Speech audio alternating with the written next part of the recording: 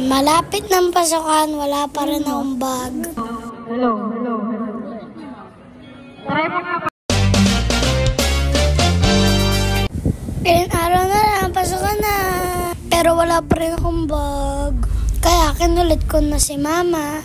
Agoy sa SM pa na pabili. Napaswerte.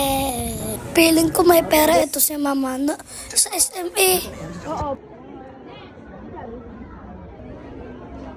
Parang pang babae ito pa. Buti hindi mo nabili pang babae.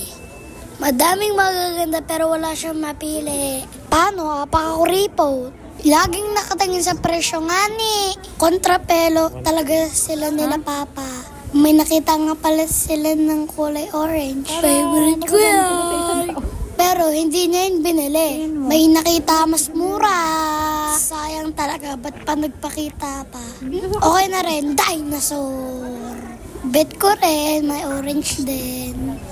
May lunchbox po. Ito si mama, may pagkanta pa. Hello. Try mo nga pa. Dahil wala daw nag-heal kay Tito Aye, bumili na ng pang-massage para sa sarili niya. Kahit daw wala siyang tagahilot, at least may pang-massage. Puro massage yan. Ito na nga ba ang sinasabi? Tulala na ang mag-asawa. Pinabenement sa SM bumili. Eh di, ubos ang kwarta ng papa o siya, bye!